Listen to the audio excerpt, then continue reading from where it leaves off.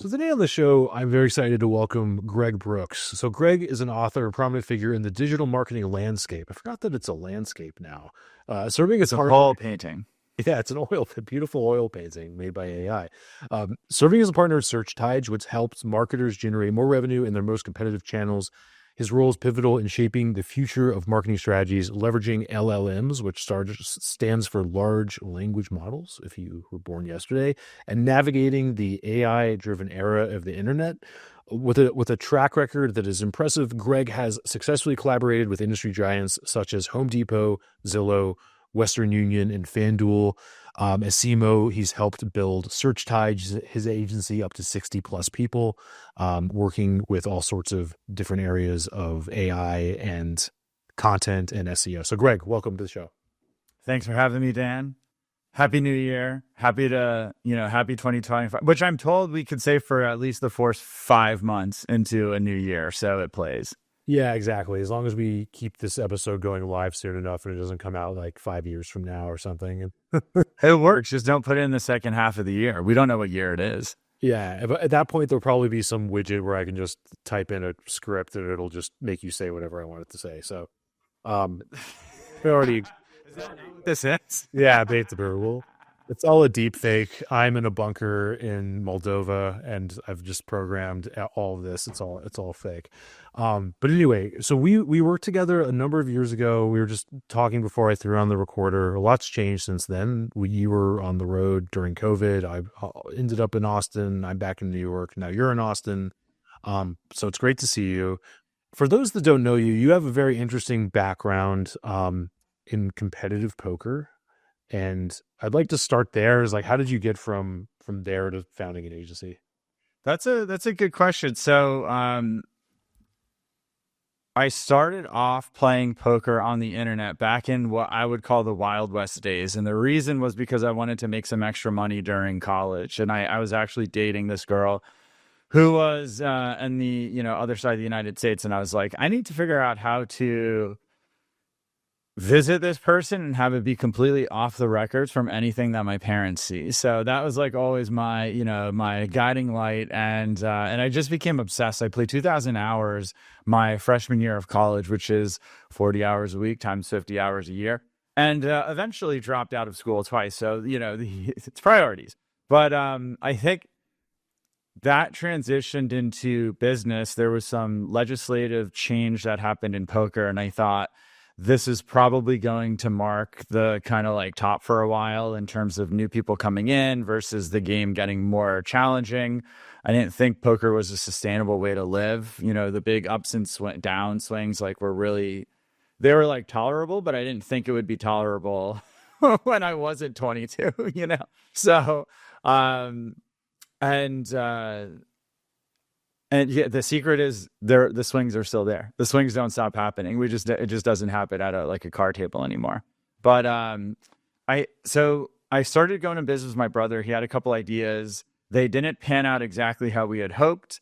And from then I started getting good at marketing. So I did start a full service marketing agency and then eventually transitioned to work at SearchTides.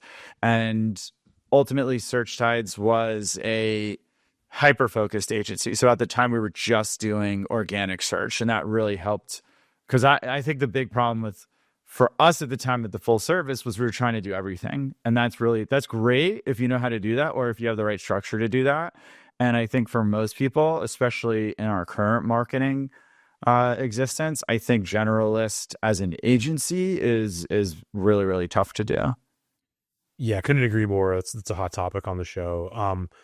To do kind of a sidebar on the poker thing, it's interesting because as you were talking about, like, I wanted some way to make money that my parents couldn't see. I always have said that like Breaking Bad is the best model for entrepreneurship, not in terms of like everyone's going to become evil and do these horrible things necessarily, but it's more like we all start with some very simple, innocuous goal, and then it just keeps spiraling from there into these other things, right? Any thoughts on that? I'm trying to put that question down. Oh, yeah, thoughts on everything, Dave. Yeah. Thoughts on that are, there's something about driving towards something, it doesn't matter what it is, and then realizing that it's a very competitive environment, not caring, understanding that there's hard work and determination that goes into building out whatever it is that you're trying to do, and then realizing that the hard work and determination is the skill that you were building, and then maybe you're combining that with a real skill. So in poker, I would say I was combining it with like the ability to understand the difference between the perception of risk and actual risk, the ability to weather emotions and not let them dictate my decisions. Although I'm a very emotional person today, in the sense that like I welcome feeling all of the range of emotions, it just doesn't dictate what I'm going to do. And so I think those were like the tangible skills that I took with me. But yeah, it's just anytime you're coming from a place of pushing in a direction and then realizing it doesn't feel like that. I just woke up, went on the internet and played poker all day. Like that, there wasn't a minute of work that was spent on that. But then in hindsight, you realize, oh, that was skill set development. Then you're like, oh, wait a second, I could just do that. I could just do that in this other area, in this other arena. And so I'm getting into making meth now. Very good. It's almost legal in Austin. Just I think any time now. But no, that's really interesting, and there's so many places to kind of jump off to there. I guess first off, like what do you think it took to be that good at poker? Like what were those early skill sets, and how did you build on them back then? The most important thing for me, there were two types of people. There was a type of person who would get to a certain limit and they would be able to start making some real money. And then they basically said, I can make real money here. And so I'm going to stay here and I'm going to continue to make money. And then the other type of person, which was just statistically more rare, and that's the group that I went to, I was like, I'm playing a big video game.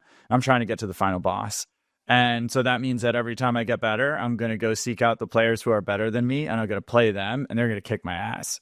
But I'm going to learn and I'm going to bring my existing advantages to that table.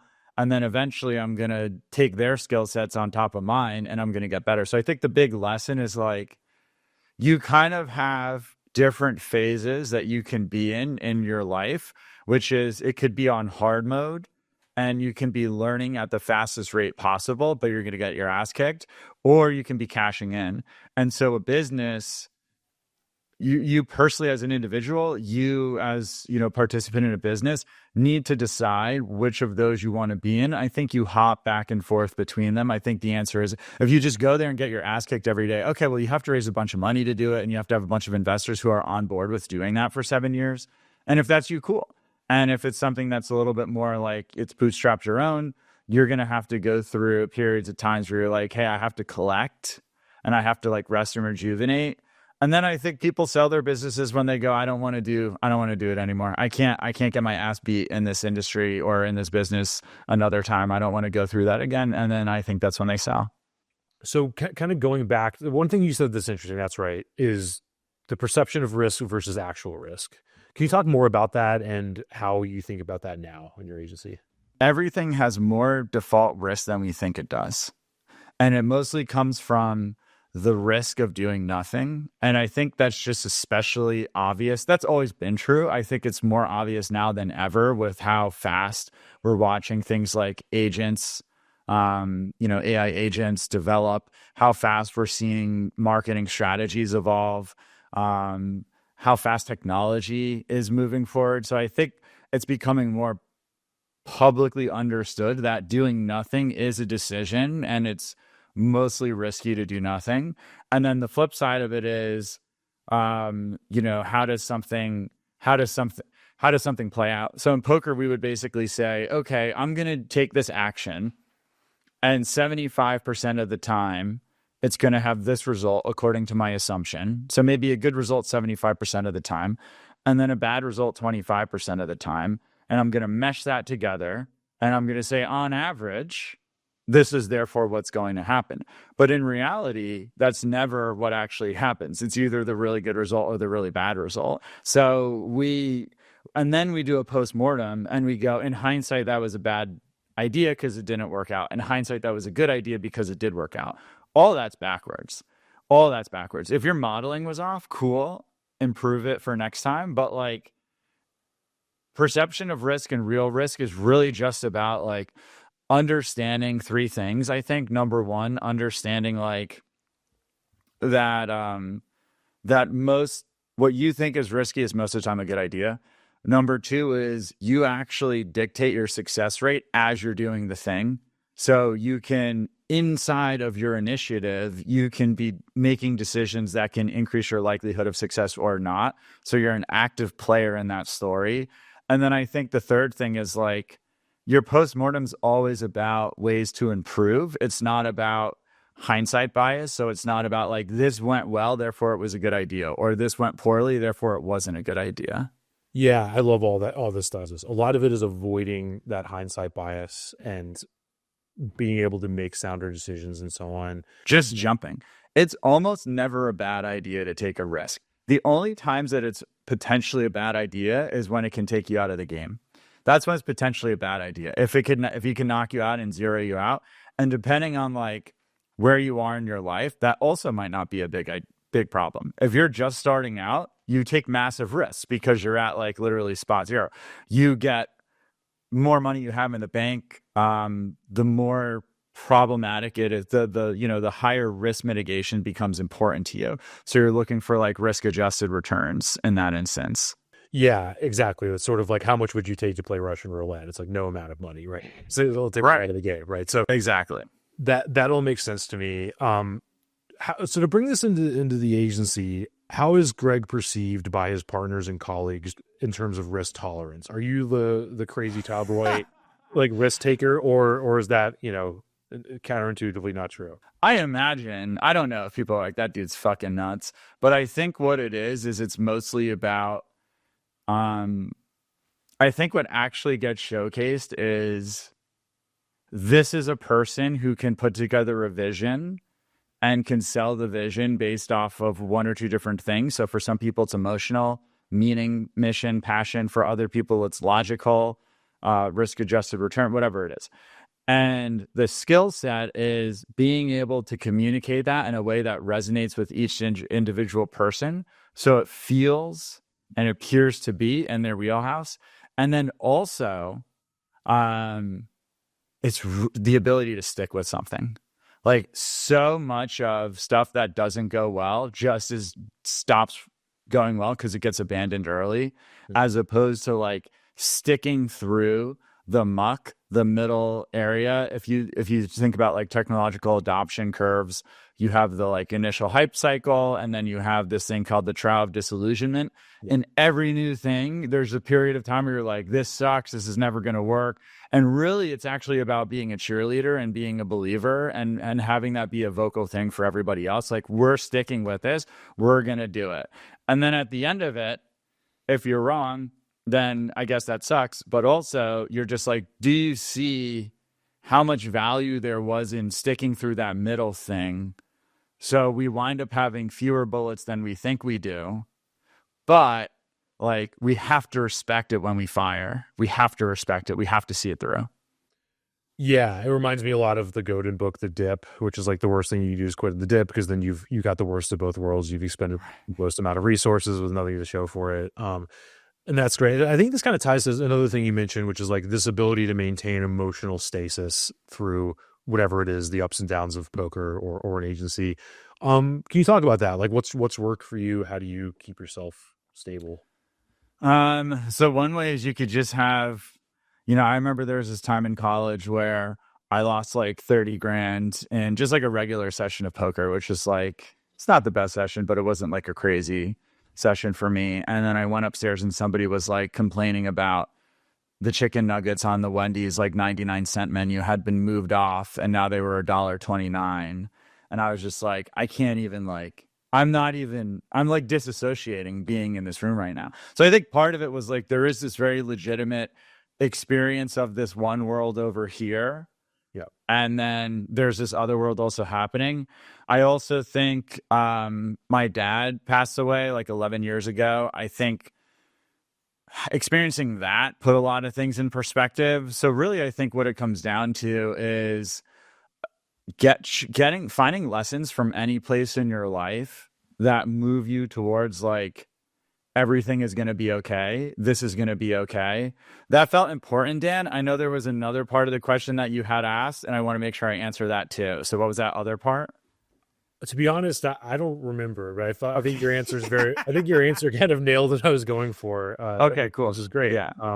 Yeah, I picked up on that too, where a lot of it is kind of mimetic, where you're like not just mimetic with other people, but like mimetic with yourself, where you're like, oh, I've been here before and it wasn't that bad. Yeah, it literally only ends once. Like us in this life, in this form, it only ends once for us. There is one time in our life, and it's the time that we die. And that is the time where this, depending on your belief, it's over, this round is over, whatever. And so everything else, like, it will be okay. Like, it will truly be okay. And okay is what we have attachment to. When we say okay, for some of us, that means with these stipulations, with these conditional things, I have to have this thing, this other thing, this thing, this other thing. That's okay. I, you know, doesn't matter to me. I have preferences about what I like the idea of being able to live with a roof over my head. I prefer that for sure. I also know that, like, if I had to start over with zero and everyone had amnesia about who I was, like, I'd figure out a way. That's not my preference. I enjoy sleeping in a bed. I enjoy having food that I like to eat, but it's not a prerequisite for me to participate in the world. And I would say that detachment also then enables me to, on the business side, be like, this is worth going after. This makes sense to go after. Period. End of story. I don't need something to work out for it to have been worthy of time and effort, because that's not how I dictate whether something was like worth it or not. It's not the end result. If you live life on the end result, it's you're going to be miserable, because the end result is this tiny, tiny dopamine boost relative to this giant, giant journey. But if you flip it and realize that you're creating all these skills during the journey, you're building up your character and who you are, which is actually the thing that it enables you to get to that end point, then all of a sudden you can have more fun in a day to day. I like to just try to have fun with stuff, and I like to keep it lighthearted. And I think the reason why all that stuff fits together is because, yeah, ultimately, like, yes or no, would you prefer to have more or less fun during the day? Like, yes or no, would you prefer to be less or more attached to your end result? Yes or no, would you do you want to depend on others' externalities in your world, or be cool as is? Like, I think they're all like logical answers to the questions. And then it's just like, okay, well, what's preventing us? Usually it's our identity. We believe that our identity is this thing. And for me, like, at least in the agency game, there is absolutely no promises of tomorrow. And so it's just like everything that's been built could go away. And can you be okay with that and still choose to participate in that world? Yeah, I love what you're saying. I think identity is a huge part. I think when I felt the worst, it's some of it's like objective, like, oh, I need to be making this much in order to do X, Y, Z. But then the identity part's huge, which is like, oh, I should be further along based on how long I've been in this space or whatever I've done, and that's what hurts, I think, more than other things. Um, and which all amounts to kind of outcome focus. I'd love to dig into that. Like, when you've been too focused on outcomes and feeling down about it, like, is there anything that you like to do to get back to center or get back to square one? Any I, exercises? I think a reflection on what the past looked like, Yeah. and and there's and if I felt that I was from my outcomes further away than where I was in the past, then I would simply reflect upon other different components of my life. I'd say my skill set today in this area is X. It used to be Y. Before that, it was, Z, and I can see steady improvement here. The reality is we tend to get wiser. We tend to build up our character points. We tend to develop these things the more days that we're on Earth. So if we're being honest, we're making progress as individuals and our learnings, which are the most intangible skill sets that we can have, period, end of story, from my perspective. So we're always making progress there, and we can simply remind ourselves of that progress. I hate the idea of giving homework, because it's, as a college dropout, it's triggering for me to hear the word homework.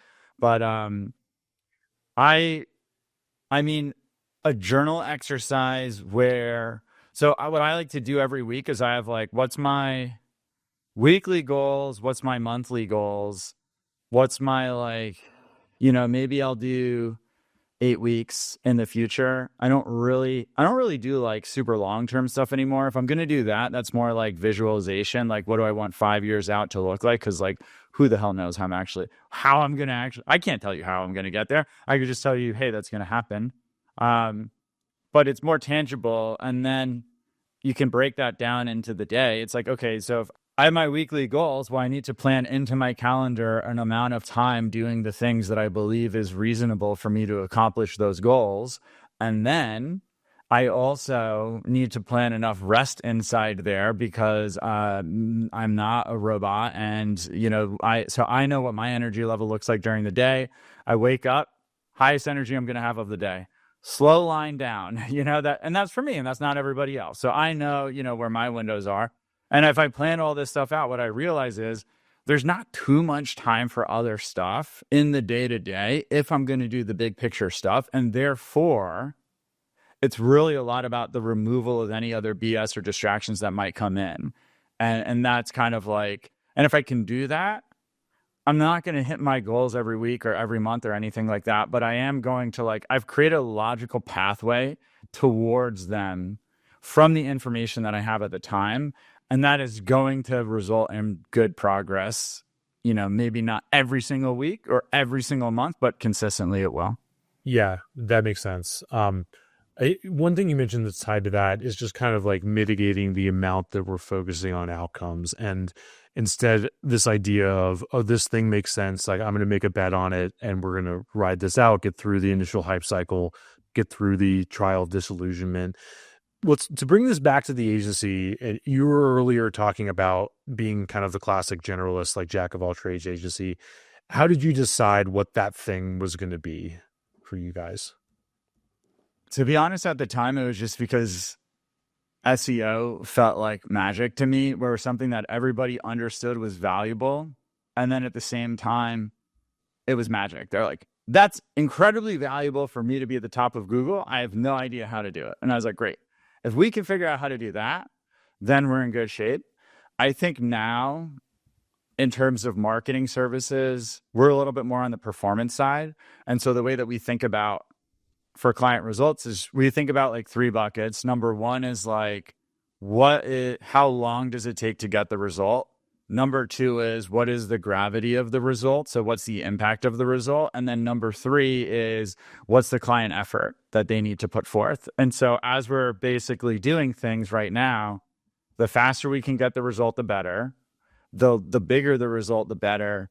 And most importantly, especially now, and I would say it's going to continue to be the case in the future, how do I minimize the amount of work that the client needs to do? So even when SearchTide was just exclusively focused on SEO, our whole thing was we could literally run this entire campaign without ever speaking to you. So if you want to put in 0 effort, just give us access to whatever pages, and we're going to be doing link building on the side, and we'll talk to you in 6 months if you want. Nobody wants that, but they like the option of it. And so as an agency, how can you structure your services in a way that maximize speed, that maximize impact, and that minimize client participation required? Optionally, some clients want to do a lot, but in terms of requirements.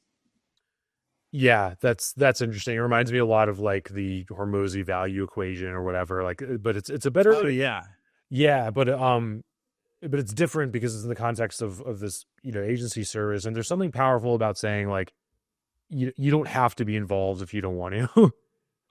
It's almost like going to a nice restaurant and just being like, yeah, we can make this to go if you want it to be made. Right. Quality will over dramatically, which is interesting. So I guess going on from there, it's funny because we think about specialization as something where we put our flag in the ground and it never changes, but everything changes, and it sounds like you guys have made another jump now. And can you talk more about that and what that looks like? Yeah, so we previously were exclusively search, SEO, organic search, and we did probably some of the largest, most successful SEO campaigns that have been out there. And I think we basically said, what does this look like in the future? We're reading the tea leaves. What does everything look like? And for us, with just everything happening with GPT models, which we were messing around with GPTs before ChatGPT even existed. It was all this thing called DaVinci 3.0. That was basically like the model the language model that everybody was using. And so we said, okay, organic search is massive payoff. And also it can take a short or very long time, depending on where somebody is when you start working with them. So if people are mostly on the middle of page one, getting them to the top of page one, massive payoff, not a lot of time. If it's a long journey, I don't even think people want that anymore. I don't think somebody wants to be like, sure, I'll put 2 years of investment into SEO and then, high five me throughout. Let me know when we start making money from it. So I don't even think people want that. And so it's just like, but we just had like laughable client retention rates, budget increasing rates from our existing clients because they saw the value of what high quality looks like, which I think is the number one moat that an agency has today. It's like product quality. Can you actually do the thing that you say you can do, and how consistently can you do it? So what's your success rate? And that's probably the number one thing. So now it's easy for us as a company. We have whatever, 50, 60, however many people we have, and we have years and years of client services under our belt. And we know how to play that game. We also know the two hidden games. It's not just about the analysis. It's not just about the recommendations. It's also about the implementation. So we know how to play that game. We know how to do internal selling with our clients. So then we said, okay, cool. Well, if we start adding in just a handful of other service offerings, we need to learn less and we need to redo less than what we thought. We just need to call bullshit on like all of the mediocrity in these different other spaces the same way that we did with search. And we just have way more resources to do that right now. So that was kind of like the thought process behind it. And then the other thing is really just,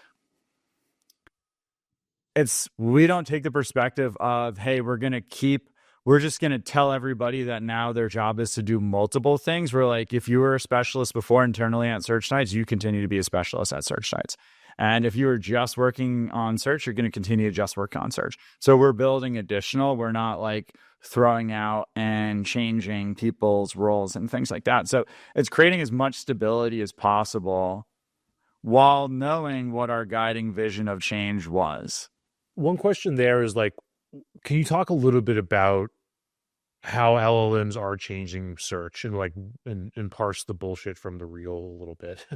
I think that people are going to continue to use. So our prediction for 2025 is we call it like search visibility via LLM. So via GPTs, we think it's going to double compared to what it did last year. So take the highest number from last year. We think it's going to double.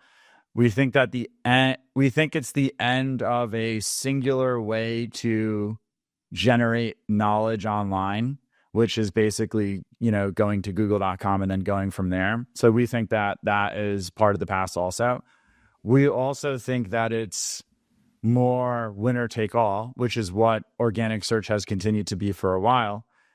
So if you're at the top, you're going to actually be making more than you were previously. And so if you can figure out a way to win, you're going to win bigger than you were previously. So we think that all those things are true. And we also think that I think like SEO for GPTs is overrated. I think that that's overrated because, being the thing that ChatGPT spits back to you, if you think about AI, it's more so about personalization than anything else. And so I'd rather spend that time as a brand declaring who I am and who I'm right for, and therefore who I'm not right for in a very explicit way, which then that's the message that you need to put out as a brand. And you need to do that through all your channels. You need to do that through your website, through social, everything that represents you, your online presence. This is what we stand for. This is our values. Because the other thing that's happening with AI is it's going to make it 10 times easier to create a business. And so I think we're going to see way more 1 to 3 person companies that used to be like 10-person companies. I think we've already seen layoffs happen at a corporate level that simply won't come back. I think a lot of companies have said, we're capped. We laid off a bunch of people. We're not hiring them back. We're just going to expect more out of our remaining folks, and we just expect them to get better with these tools. Which I think is going to create less of a boost than people think, because it's like when you use these AI tools, you don't have experience. It's very mentally taxing. And so, but somebody goes, now this person can do the job of 3 people. No, they can do that for an hour a day. So you'll get a boost from them, but they can't, nobody's built up. It's operating the whole point of doing something faster than a human is that the brain processing power is happening faster than what we can process at it. So we still need to adjust and be able to catch up in things. But I think it's going to be a wild like 2025 year. And we've therefore positioned ourselves. We've identified the most important channels for a specific business, depending on like their own business and where they are. And we believe that they are agnostic to AI. So that's where we're showing up for folks now. That's where we're working with companies. And that's been our like strategy that's brought us to this point. Yeah, that's super interesting.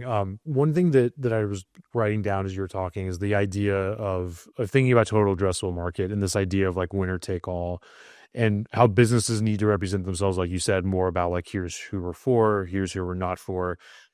What does that mean for your TAM and how you think about who's a fit? Like, is that something that is shrinking over time as you're looking at these companies that are like, okay, the people that are in our strike zone, like they're already ranked, and it's about like getting them results faster through these channels. Like, does that bring down the size of your market significantly? And if so, like, how are you adjusting for that and what you guys do?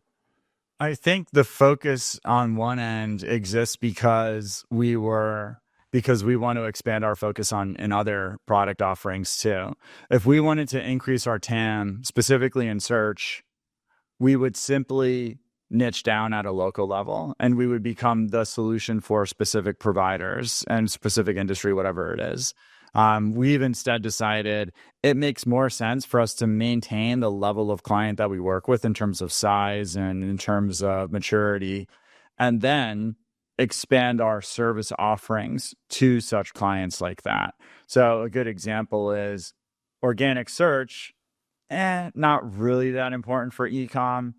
Paid social, oftentimes the most important channel for e-com. So it's just like making those sorts of adjustments allowed us to really change our TAM.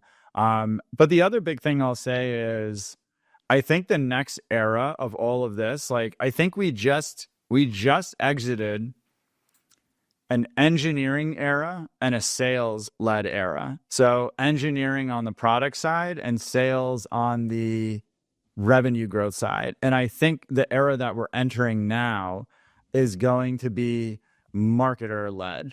I think it's marketer plus tools creates the ability to have a wide amount of reach, creates the ability to help with what we would call sales today and completely rethink sales today, and do so in a way where when you combine it with those other 2 departments, when you combine it with engineering, when you combine it with sales traditionally, you're going to have like an explosive difference compared to companies that are not doing those things. Yeah, that's interesting. Let's dig further into that. What made the previous era engineering and sales led versus the new era being marketing led? I think the previous era being engineering led was people don't know how to read code. They don't know how to write code. It's literally a foreign language to people. And so the same way that 10 years ago it was a magician, if you're a magician, if you could do an SEO, you're a magician if you could build code. Now we're probably a year away from, what Sam Altman just said, 2025 is a year that like AI will join the workplace as a mid-level engineer. So I don't even get credit for a bold prediction there, but so I think that's the case. And then I think the other side of it is buyers have less time. I think software is going to be more challenging to sell at the largest levels. I think it'll still be okay to sell at smaller levels. So you're just kind of like fighting uphill battles in spaces that were traditionally filled by sales. And I also just see a lot of sales folks at bigger organizations like I'm seeing a lack of adaptation. I'm seeing like, hey, I'm really good at talking to people and going to in-person events and taking people out to steak dinners. I think that will continue to be valuable.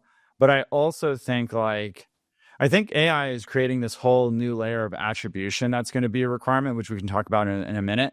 But beyond those very conventional sales-oriented things, now we have basically like a marketer plus personalization of AI plus scale of abilities using AI software, and they know how to speak to somebody.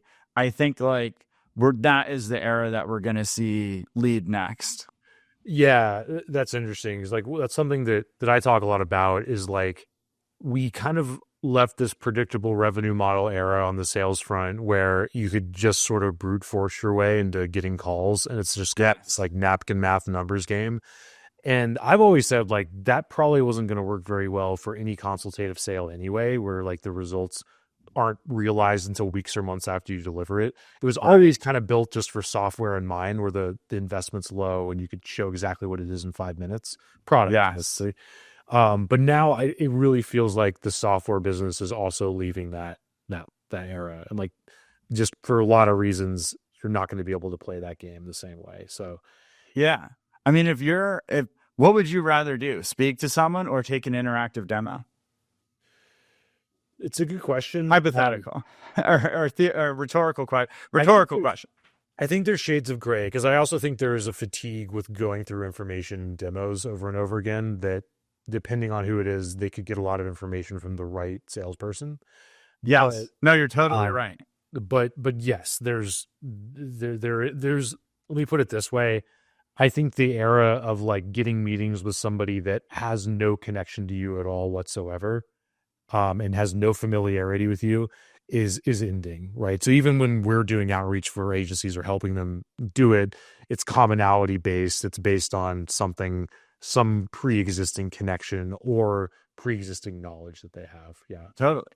And importantly, Dan, your response was not always would rather speak to a person, which implies that the problem is with information overload, which means, okay, well, the technology needs to get good enough where you don't feel an information overload. The person answering the question is not going to get better at answering the questions. The other side of it is going to get better over time. And so I think, I think like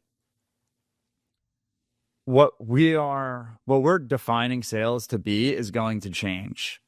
I think this end blur between marketing and sales. I think marketing is going to do more things that are defined as sales today. And I think that those department lines are going to start being blurred essentially. A lot of marketers are more behind the scenes personality types, so they don't want to have conversations and stuff. At the same time, prospects don't want to have as many conversations. But to your point, they want somebody there to answer questions when they have them. And also, there's a lot more research that's required to make a good reach out to someone today. That's only going to go in one direction over time. So it's like, is that sales? Half the salespeople who I know, and I'm not speaking for anybody else, I'm just speaking for the amorphous half that I know, don't want to put together lists. They don't want to create outreach messages. And so like, what part of their job is considered a marketing function tomorrow or even today? Like, what's sales enablement, quote unquote. But yeah, I think it's going to be interesting because the big thing that I thought you nailed, Dan, was that it's this napkin math on reliable revenue growth, which I loved. I was like, wow, that's so eloquently stated. Yeah. And the reason why that is so good is because it was very trackable for like boards and for C-suite. They're just like, cool, and for VCs, cool, this is a really like straightforward way to grow a company. Now they're going to look for that exact same metric elsewhere. And I think they're going to fill it in marketing land. Like, I think we're going to see within the next year or two, like MQL and SQL die. I think it's just going to be this amorphous thing of like pre-buyer and then buyer, because I think more effort's going to be put on nurturing and education. And it's not going to be about the businesses that do best are not going to be the ones who can get you to an MQL the fastest and get you to the SQL the fastest.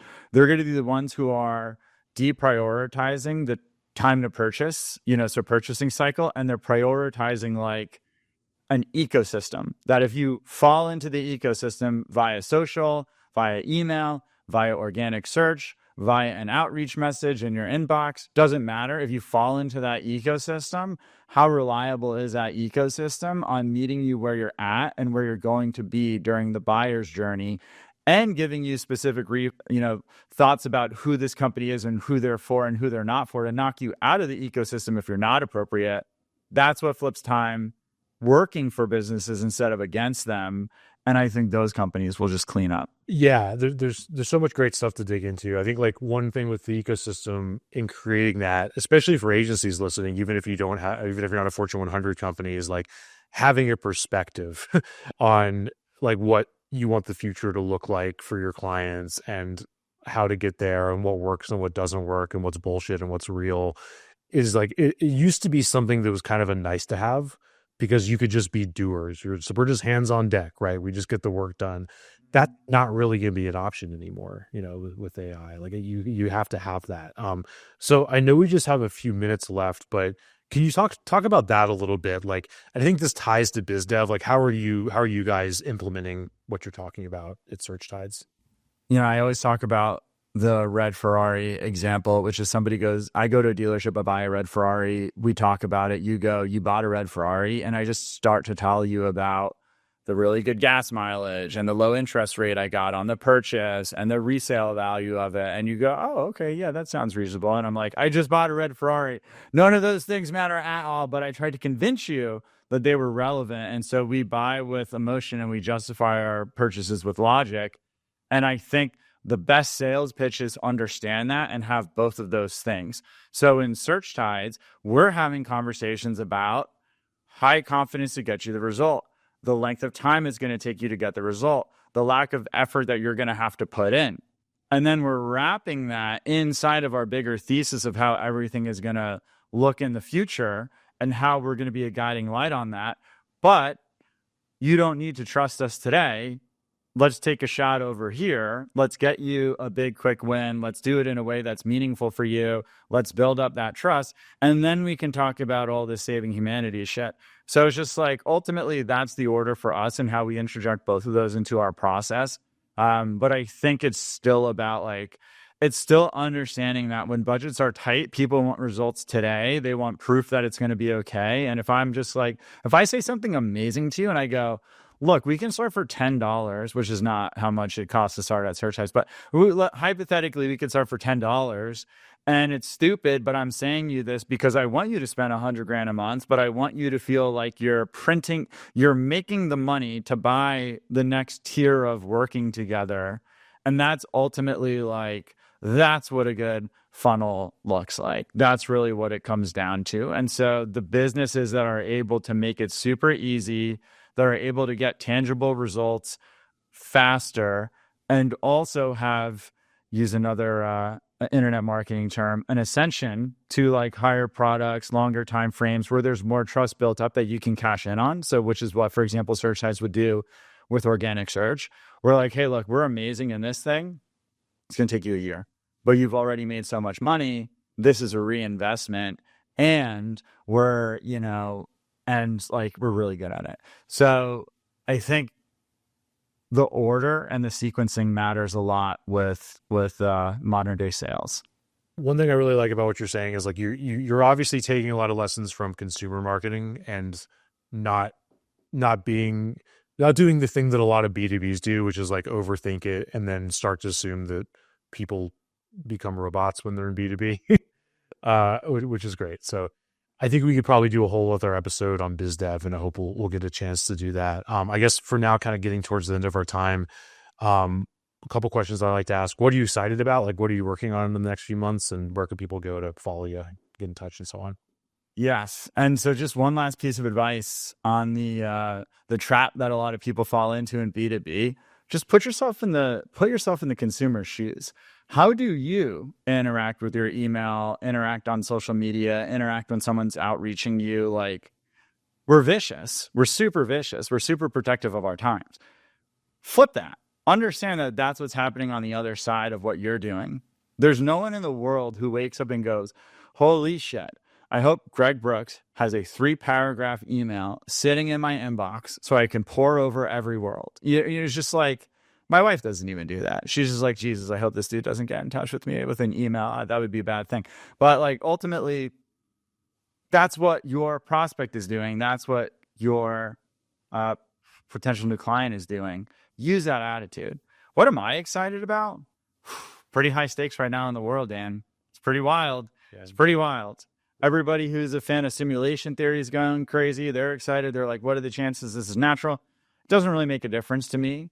I believe that AI has the potential to change the fabric of society and move us more towards a community as humans and as sovereign beings. And with that potential comes the other side of it too, which is like every other technological innovation that's occurred in the last couple hundred years, we seemingly have gotten like fewer rights, and also the power and technology has been hoarded for the acceleration of a few. Here's why I think AI might be a little different. I don't think that we could have AI robots physically suppressing people because they're not humans. I don't think humans would. I think humans fighting other humans, killing other humans, I think that's something that's kind of goes against our own like DNA. But I think doing that against robots, that's clearly not a human. So I just think way more people would be willing to be way more violent and also like see things way further out. And then if you turn your attention to the people who are enabling that system, I think there would really be a lack of remorse for those folks as well. So I think that there's a backup plan of revolution and revolt that would basically bring everyone together. And I'd way prefer for that not to happen. But this is just like, this is what high stakes stuff looks like. Things that can go very well tend to also have the potential, the duality of like going very poorly. So that I'm like nervously excited for that. Yeah. We could probably do a whole other episode on this. I think my outlook is hopefully positive. I think that if it does go badly, the dark prognosis that I have is basically like we'll never know what was causing the thing that destroys us, because the AI were to reveal it, we could shut it down. So it would be something that we'll never know if it was that or something else. It would be so well. It's like so now, as you know, I live in Austin, Texas, and people are like, oh, you know, there's a lot of people collecting guns here and all that stuff, and they're just like, we're gonna it's to protect against the government. And I'm like, really?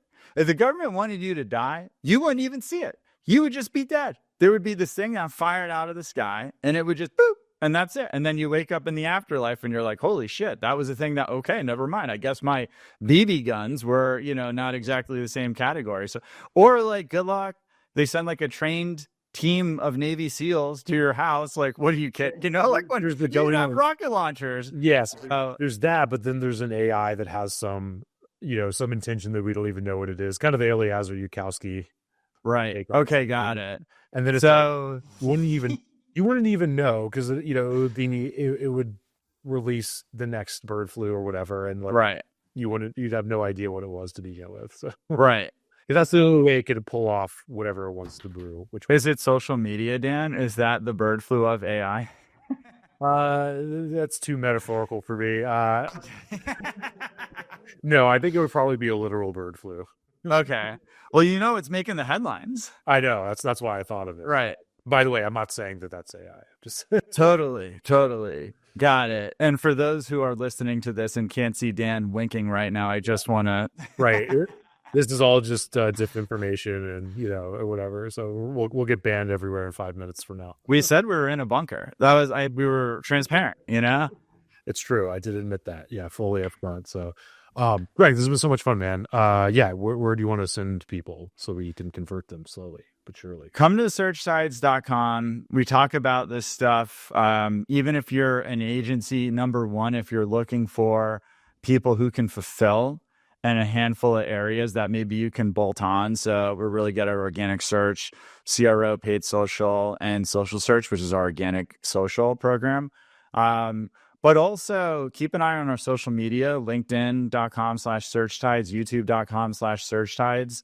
We've been in this game for a while, and we talk about our experience, and we talk about the stuff that we've talked about with clients today, and we talk about the things that we've talked about on fulfillment that we've talked about today. So there is ultimately the people who we really feel we resonate with are the marketers of the world. And a lot of agents, if you're an agency owner, like you are in marketing, doesn't matter what you're, doesn't matter what you're servicing, in addition to being in sales and ops and all that stuff too. So yeah, we just hang out.